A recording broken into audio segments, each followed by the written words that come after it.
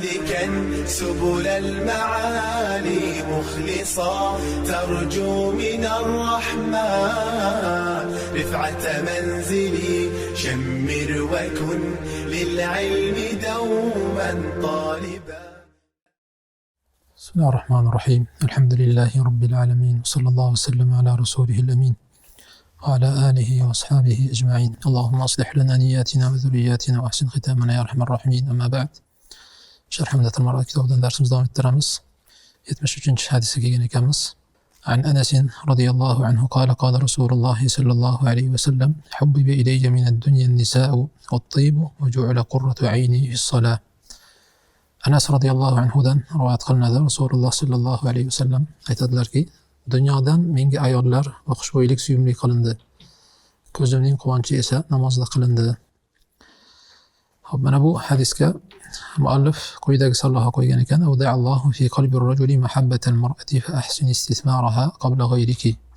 Ya'ni Alloh erkaklar qalbiga ayollar muhabbatini jo qilgan. Buni boshqalardan oldin siz bundan foydalaning degan sarlavha qo'yibdi. Ushbu hadisda 3 ta narsa Rasululloh sallallohu alayhi vasallamga suyukli qilib qo'yilgani xabar beryaptilar. Hubbiba ilayya min ad-dunya, dunyo narsalaridan ayollar hamda xushbo'ylik menga suyukli qilindi. Va ju'ila qurratu 'ayni fis-salah, ko'zimning quvonchi esa namozda qilindi menga, dedilar Rasululloh sallallohu alayhi vasallam. Mana bu hadisdan olinadigan 4 ta foyda zikr qilibdi muallif. Birinchisi, annal mar'ata min jamali dunya va tayyibiha, ayol dunyo jamoli va dunyodagi o'sha tayyib yaxshi narsalar jumlasidan hisoblanadi. Annal mar'ata min jamali dunya va tayyibiha deyapti. Endi dunyoviy narsalardan shu 2 narsa yaxshi ko'rildi deganda, demak ayol ham shu dunyodagi yaxshi narsalardan deyilmoqchi endi. Jamali dunya va tayyibiha. Ikkinchisi, hubbul mar'ati laysa ayban, ayolni yaxshi ko'rish bu ayb emas ekan. At-tasrihu bihi la yanqusu min qadri ar-rajul, va buni ochiq aytish erkak kishining qadrini tushirmaydi. Ya'ni ayolini yaxshi ko'rishligi va yaxshi ko'rishligini ochiq aytishi ham erkakning qadrini tushirmaydi. Uchinchidan, al-mar'atu allati tuhabbu hiya al-mar'atu soliha, lekin mo'min kishi uchun yaxshi ko'riladigan ayol soliha ayol. Ya'ni bu musulmon kishi har qanday ayolni yaxshi ko'rmaydi, balki soliha ayolni yaxshi ko'radi. Va tuyuru ala ashkaliha taqa'u, ya'ni qushlar o'zini o'xshashiga kelib qo'nadi degani, ya'ni endi o'zimizda buni salbiy ma'noda nima deydi? Endi salbiy ma'noda ishlatiladigani bor, u nimani ko'rni qorong'ida topadi deydi. Lekin nimasicha endi bir ijobiy ma'noda ishlatiladigan varianti bormi? Bilmadim. Bu yerda endi tuyur al ashkaliha taqa salbiy ijobiy ma'noda ham ishlatilaveradi. Bu yerda endi ijobiy ma'noda ishlatyapti. Odatda musulmon kishi, solih kishi solih ayolni yaxshi ko'radi. Fosiq o'ziga o'xshagan fosiqlarni yaxshi ko'radi. Demak, bu yerda hozir hubbiba ilayya min ad-dunya an-nisa deganda har qanday ayollar emas, solih ayollar, mo'min kishi uchun solih ayollar mahbub qilib qo'yilgan. To'rtinchisi, idza lam tastathir al-mar'atu makanataha 'inda zawjiha, ayol o'zini erining oldidagi makonatidan yaxshi foydalanmasa, bahasat nafsuhu an ghayriha, erkak boshqa ayolni izlay boshlaydi. Agar shu narsadan, ya'ni Alloh taolo erkakning qalbiga ayolning muhabbatini jo qilib qo'yishligidan unumli foydalanmasa ayol, erkak boshqasini izlay boshlaydi, boshqa ayolni izlay boshlaydi demoqchi. Ya'ni bundan yaxshi foydalanmasa erkak boshqa ayolni izlaydi, ikkinchisiga uylanaman deyishga o'tadi demoqchi. Ya'ni to'yib. Endi bu hadisga oid 3 ta nuqtaga to'xtab o'tamiz. Avvalambor qisqacha sharhiga to'xtaydigan bo'lsak, Rasululloh sallallohu alayhi vasallam menga dunyodan ayollar va xushbo'ylik suyumli qilindi, suyukli qilib qo'yildi dedilar. Hop, ayollar Rasulullohga yaxshi ko'rsatilishi, suyukli qilib qo'yilishi sababi nima, hikmati nima deyilsa, 2 xil hikmatni aytishgan. Birinchisi, liyanqulna anhu ma la yattali alayhi ar-rijal min ahwalihi. Sindi rahimahulloh Sunan Nasoiyga yozgan hoshiyasida 2 ta hikmatni zikr qilgan. Shulardan biri, toinki ayollar erkaklar xabardor bo'lmaydigan ma'lumotlarni u zotdan naql qilishlari uchun, ya'ni zikr qilishda hayo qilinadigan, uy ichida bo'ladigan Rasulullohning sunnatlarini tashqariga naql qilish uchun Rasululloh sallallohu alayhi vasallamga ayollar suyukli qilib qo'yildi. Ya'ni ayollar suyukli qilindi. Natijada Rasululloh sallallohu alayhi vasallam ko'p ayollarga uylandi. Ko'p ayollarga uylanishi hikmatlaridan bittasi, ayollari Rasululloh sallallohu alayhi vasallamning uyini ichidagi sunnatlarini ko'p erkaklar tashqarida Rasululloh bilan birga bo'ladi. Lekin ayollari ichkarida, uy ichida birga bo'ladi. Endi ko'p erkaklar uyda ichida bo'layotgan narsadan bexabar. Faqatgina Rasululloh sollallohu alayhi vasallamga yaqin bo'lgan qarindoshlari va hokazo mana Ibn Abbos radhiyallohu anhu xolasi endi Rasulullohning ayollari bo'lgandan keyin kelib tunardi, boshqa qilardi. Shu kechasi bo'layotgan uyning ichidagi bo'layotgan sunnatlarni tashqariga yetkazgan, lekin baribir asosan uyning ichida ayollari birga bo'ladi. Rasulullohning ayollari birga bo'ladi. Demak, shu narsani, ya'ni Rasululloh sollallohu alayhi vasallamning uyning ichida, xonadonning ichida bo'ladigan sunnatlarni naql qilishi uchun Rasulullohga ayollar suyukli qilib ko'rsatildi. Natijada Rasululloh ko'proq ayollarga uylanib va mana shu erkaklar xabardor bo'la olmaydigan sunnatlarni tashqariga naql qilish uchun bu bitta hikmati deydi. Vaqil hubbiba ilayhi ziyadatan fil ibtila. Yana bir hikmati Rasululloh sollallohu alayhi vasallamga nisbatan bo'lgan imtihon ziyodaroq bo'lish uchun mahbub qilib qo'yildi. Ya'ni hatta la yalhuwa bima hubbiba ilayhi min an-nisa amma kullifa bihi min ada'i risala. Ya'ni Rasululloh sollallohu alayhi vasallamga ayollar mahbub qilib qo'yildi. Qani shu Rasulullohni sinash uchun, qani shu o'zlariga mahbub bo'lgan ayollar bilan mashg'ul bo'lib qolib, o'zlariga yuklatilgan vazifani, risolatni ado qilishni o'z o'rnida bajaradimi yoki bu bilan ayollar bilan chalg'ib qolib vazifa qolib ketadimi? Shu Rasulullohni sinash uchun ham ayollar mahbub qilib qo'yildi, lekin Rasululloh sollallohu alayhi vasallam bu vazifani komil tarzda bajardilar. Ayollar bilan nima bo'lib qolmadi? Mashg'ul bo'lib qolmadi. Ayollar bilan mashg'ul bo'lib qolmadi, chalg'ib qolmadi. Ya'ni ayollar bilan bo'lib qolib, shu o'ziga yaxshi ko'rilgan ayollar bilan bo'lib qolib, o'z vazifasini ado qilishdan chalg'ib qolmadilar. Rasululloh sollallohu alayhi vasallam bu sinovdan o'tdilar. Hikmatlardan bittasi demak shu Rasulullohni sinash uchun, Rasululloh sinalish uchun, imtihon qilinish uchun va ajri ko'proq bo'lish uchun. Endi bu narsada inson o'z nafsi bilan ko'proq kurashishga to'g'ri keladi. Yaxshi ko'rgan narsasidan tiyilib, da'vatda, boshqa risolatni yetkazish uchun o'zi yaxshi ko'rgan narsadan tiyilish kerak bo'ladi. Natijada nafsi bilan kurashib, bu narsada ajr ko'proq bo'ladi. Mana shu uchun yaxshi ko'rsatilgan degan hikmatlarni ham aytishgan. Vaqila g'ayru zalik, bundan boshqa sabablarni ham aytishgan deydi. Endi nima uchun xushbo'ylik yaxshi ko'rsatildi? Rasululloh sollallohu alayhi vasallamga suyuklik qilindi. Likawnihi yunajil malaika. Chunki malaikalar bilan suhbatlashadi Rasululloh sollallohu alayhi vasallam. Malaika, Jibroil farishta vahiy olib keladi. Shuning uchun masalan piyoz yemasdilar. Vaholanki piyoz muboh. Lekin badbo'y hidi bo'lganligi uchun ummatiga nima dedilar? Inni unaji man la tunaji kama qala sallallohu alayhi vasallam. Sizlar suhbat qilmaydigan zotlar bilan suhbat qilaman. Ya'ni farishtalar bilan vahiy olib kelganda suhbat qilganligi uchun ular esa faqat xushbo'ylikni yaxshi ko'radi, badbo'y hidni yoqtirmaydi. Hikmatlardan bittasi shu xushbo'ylikni yaxshi ko'rilishining sababi. Keyin hadisning oxirida ju'ila qurratu ayni fi solah, ko'zimning quvonchi esa namozda qilindi. Ya'ni haqiqiy xursandchiligi Rasululloh sollallohu alayhi vasallamning namozda. Namozga kirganda bu namozga kirishi, Robbisi bilan birga munojat qilishi bu Rasulullohning eng ko'zini quvonadigan amal bo'lgan. Go'yoki bunda ishora borki, anna tilkal mahabba ghayru mani'atin lahu an kamalil munajah. Shitda men ko'chirgan nusxada, men keltirgan nusxada ghayru mani'aqiluhu bo'pti. Shu Alloh alam ghayru mani'atin lahu bo'lish kerak.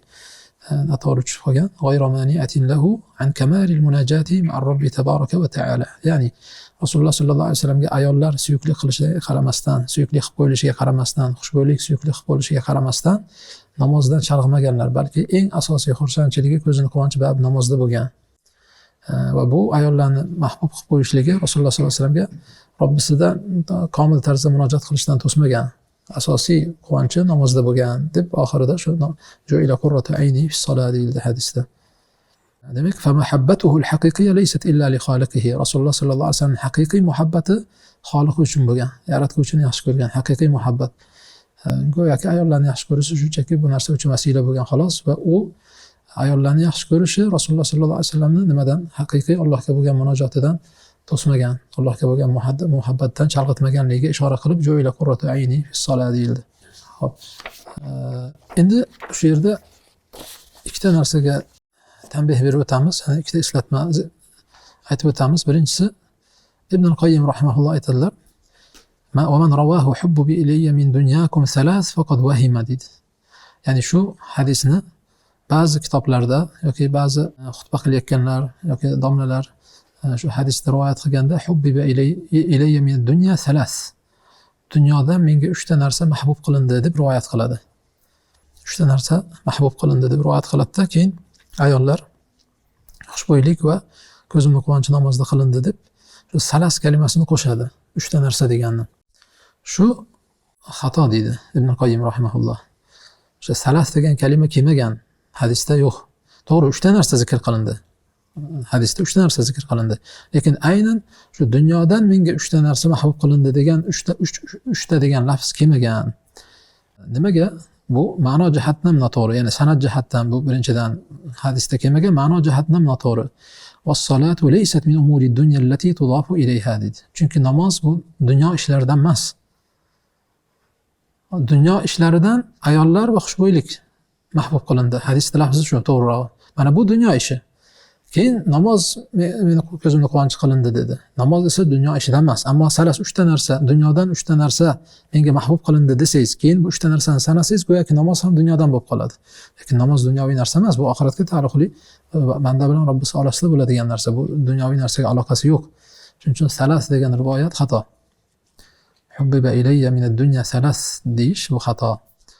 Ikkinchi tanbeh, yana bir hadis deb naql qilishadi. Asbiru anit ta'ami va sharob va la asbiru anin nisa. Ya'ni hadisda men taom sharobga sabr qilaman-u, ayollarga nisbatan sabrsizman, sabr qila olmayman degan ma'noda bir hadis rivoyat qilishadi, lekin bu mavzu o'qima hadis. Bu hadis mavzu hadis. Ibn Qoyyim rahimahulloh buni zikr qilgan Ad-Da va Ad-Dawa kitobida, faqal hatta inna kathiran minan nas yasbiru anit ta'am va sharob va la yasbiru anin nisa. Ya'ni ko'p kishilar taom sharobga sabr qilishi mumkin, ayollarga kelganda sabr qila olmaydi, lekin bu ham qoralanmaydi. Idza sadafa hillan, agar bu haloldan bo'lsa, ya'ni o'sha ayollarga bo'lgan sabrsizligini halol yo'l bilan agar qondiradigan bo'lsa, bu maqtalinadi, qoralanmaydi. Kama fi kitabi zuhdi imom Ahmad deb turib, keyin Anas radhiyallohu anhudan rivoyat qilinadi deb turib, hubbiba ilayya min dunyakum nisa va tayyib asbiru anit ta'am va sharob va la asbiru anhunna.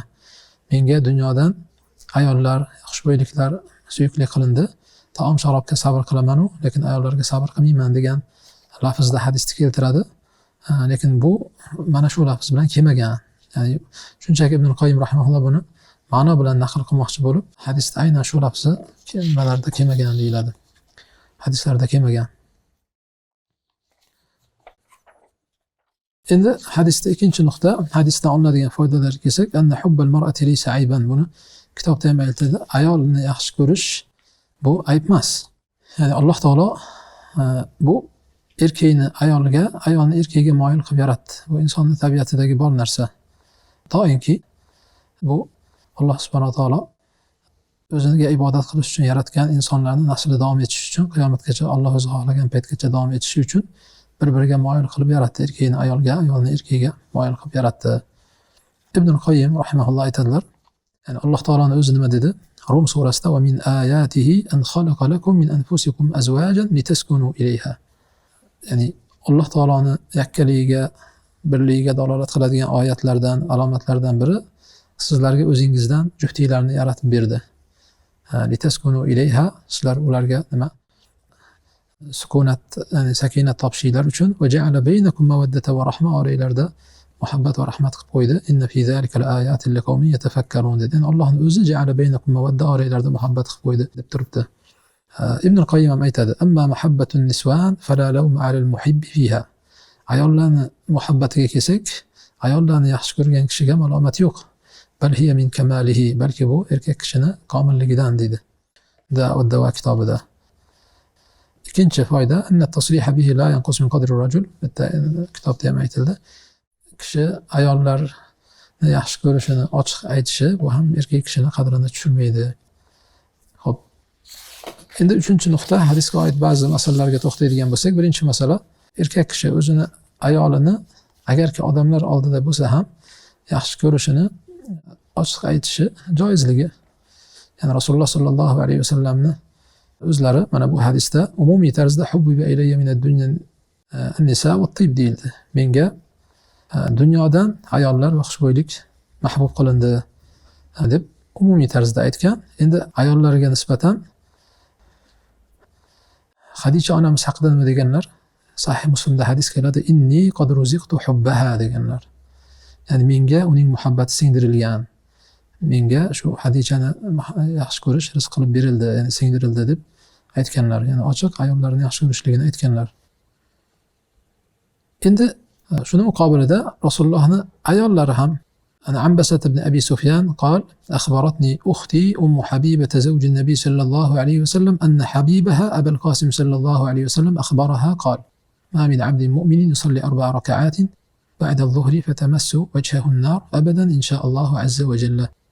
إمام النسائي رواية قilgan hadisda عنبسة ibn Abi Sufyan aytyapti, menga opam Ummu Habiba, Rasululloh sallallohu alayhi vasallamning juftlari bo'lgan opam Ummu Habiba aytib berdi, xabar berdi deb turib, anna Habibaha Abul Qasim, ya'ni Habibi Abul Qasim sallallohu alayhi vasallam xabar bergan ekan deb, ya'ni bitta ayollari Ummu Habiba Rasulullohni Habibim deb aytishlari, Habibim deb aytishlari. Rasululloh sallallohu alayhi vasallam Abu Usman rivoyat qilgan hadisda Amr ibn al-As radhiyallohu anhumani ذات السلاسل بعث عمرو بن العاص على جيش ذات السلاسل قال فأتيته فقلت أي الناس أحب إليك قال عائشة. Yani Amr ibn al-As so'ragan paytda sizga eng yaxshi ko'rgan insoningiz kim deb so'raganda Oysha deganlar. Erkaklardan deganda Abu Bakr deganlar, otasi deganlar, va hokazo. Mana shu ham ochiq ayollarni yaxshi ko'rishligini Rasululloh sollallohu alayhi vasallam ochiq aytyaptilar. Va Oysha onamiz ham Habibi deb Rasululloh sollallohu alayhi vasallamga nisbatan Habibim deb aytganliklari kelgan. Hinna bilan bo'yash haqida so'ralganda Oysha onamiz la ba'sa bihi walakinni akrahuhu kana habibi Rasululloh sallallohu alayhi vasallam yakrahu rihahu. Hinna bilan bo'yashda hech qisi yo'q, zarari yo'q, lekin men uni yoqtirmayman, chunki Habibim Rasululloh sallallohu alayhi vasallam uni hidini yoqtirmasdilar deganlar Oysha onamiz. Bu Imom Abu Dovud sunanlarida rivoyat qilgan.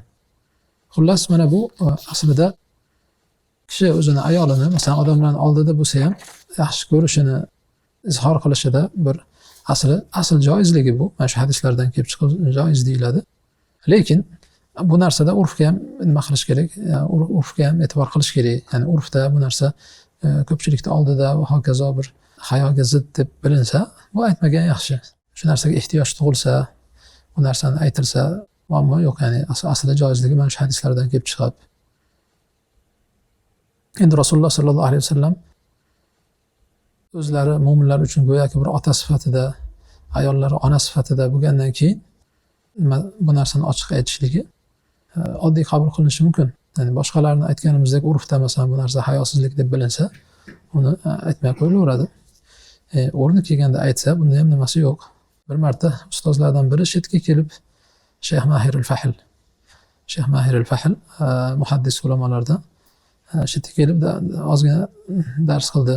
Dars qilgandan keyin kechki nimaga taklif qildik, ya'ni birga ovqatlanaylik deb taklif qilsak, oilam bor dedi, oilamni yaxshi ko'raman dedi, oilam bilan ovqatlanaman dedi. Ochiq gapirdi, shu esimizda bor, chiqib ketayotganda shuna deb aytib o'tdi. O'sha yerda ham bir oilasiga bir e'tibor qaratishini, bir bularga bir nima qilish uchun ham aytib qo'ydi shekilli deb o'ylayman. Shu bir foyda bor, ya'ni talabalar oilasiga be'tibor bo'lmasin degan ma'noda aytdi deb o'ylayman. Shunga o'xshagan o'rinlarda nima qilsa, muammo yo'q, boshqalarga bir namuna bo'ladigan o'rinda bir nima qilinsa. Hop, ikkinchi masala, agar bir kishini bittadan ortiq ayoli bo'lsa, shunda ham birini yaxshi ko'rishligini ochiq aytishi, bu adolatga zidmi yoki yo'qmi? Nima deyiladi? Adolat yaxshi ko'rishda emas deyilyapti. Ya'ni hozir Rasululloh sollallohu alayhi vasallam ochiq bir qancha ayollar bo'la turib, siz eng yaxshi ko'rgan inson kim deganda Oysha dedilarmi? Aytdilar, buni bir adolatsizlik yoki boshqa deb hisoblanmadi Rasulullohning haqlarida. Demak, mabodo bittadan ortiq ayoli bo'lib, shu birortasini yaxshi ko'raman deb aytsa masalan, nima qilinmaydi? Bu adolatsizlikka kirmaydi. Mayli qalbida yaxshi ko'rsin, lekin uni izhor qilmasin, qolganlarni kuydirmasin. Endi holatga qaraladi albatta. Bu degani o'tirib olib bu kundashini oldida Nargiz men yaxshi ko'raman deb kuydirish emas. Lekin ehtiyoj bo'lsa bu narsani aytish joiz. Ya'ni lekin holatga qarab hukm o'zgarishi mumkin. Shunchaki aytganimizdek ikkinchisini bir kuydirish uchun, ezish uchun aytayotgan bo'lsa, bu joiz emas deyiladi, agar maqsad unga zarar yetkazish bo'lsa. Ya'ni bu narsa adolatga zid emas ekan deb turib, faqat o'sha profiliga shu yaxshi ko'rgan ayolini qo'yib olsa, uni qolganlarni har safar ko'rganda kuydiraversa masalan, bo'lmaydi u. Ya'ni ulamolarning ittifoqi bilan adolat bu nimada muhabbatda shart emas. Muhabbat qalbda ishi. Shunday bo'lgandan keyin bir ayolini boshqa ayolidan ortiqroq yaxshi ko'rishi ayb bo'lmagandan keyin uni aslida izhor qilish ham bir nima joyi yo'q. Aytganimizdek adolatga zid emas u. Lekin maqsadiga qarab hukm o'zgarishi mumkin dedik. Hop. Keyingi masala, 3-masala. Inson ayolini yaxshi ko'rishini aytish hukmini aytdik, masalan, yaxshi ko'rsa, uni izhor qilsa ham bo'lishligi va hokazo.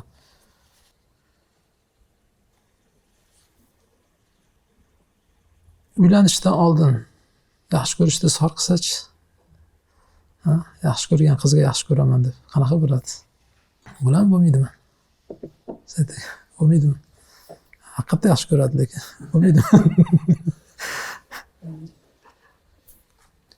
Bu aslida baribir modomki hali nikoh o'qilmagan ekan, begona hisoblanadi-da. Nikoh o'qilmaguncha begona hisoblanadi. Bunga o'xshagan iboralar, yaxshi ko'raman va hokazo, sevgi izhor qilish, boshqa bular asli fitnaga olib kelishi mumkin bo'lgan so'zlar. Uylanib olgandan keyin bo'ldi, shu gap esdan chiqadi. Uylanib olguncha shu qayta yozgisi kelaveradi. Inson o'zini nima qilish kerak, deyish kerak. Nikoh o'qitilgandan keyin boshqa gap. Lekin nikoh o'qitilmagan bo'lsa, bu narsalar asli fitnaga sabab bo'ladi. Joiz emas deyishgan. O'zi aslo uni izhor qilishdan oldin, to'ydan oldin yaxshi ko'rish hukmi o'zi. Yaxshi ko'raman deydi masalan, yoki yaxshi ko'rib qoldim, o'shanga uylanaman desa, yoki aksincha ayol qiz yoki ayol men falonchini yaxshi ko'rib qoldim, o'shanga tegaman desa, yaxshi ko'rib qolish hukmi nima? Nikohdan oldin. Joizmi? Rabbi? Ko'rib yaxshi ko'rib qolgan bo'lsa?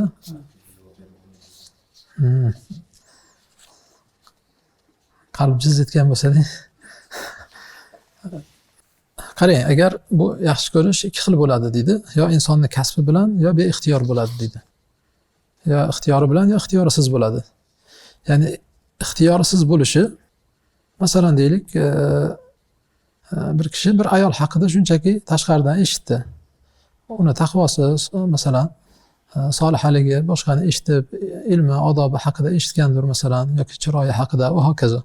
Eshitib, endi bo'ldi, o'shanga uylanaman deb, keyin shar'iy yo'l bilan nima qilsa, valisiga borib, masalan, sovchi qo'yib, boshqa qilib uylanmoqchi bo'lsa, bunda ishkal yo'q. Ya'ni bu bir ayol haqida tashqaridan eshitib, yaxshi ko'rib qolishligi bu o'zini qo'lidagi narsa emas-da. Qo'ldagi narsa emas. Aytgandek, yoki to'satdan ko'rib qolib yaxshi ko'rsa, hokazo, buni hech qanday bir nimasi yo'q deydi ulamolar. Insonning qo'lidagi narsa emas deydi. Ibn Qoyyim rahimahullohdan so'zlari bor, aytadiki: "Iza hasala al-ishqu bi sababin ghayri mahzur, lam yulam alayhi sohibuhu." Agar ishq yoki muhabbat bir harom sabab bilan hosil bo'lmasa, inson malomat qilinmaydi. Masalan deydi, bir kishi o'zini ayolini yoki joriyasini yaxshi ko'rardi.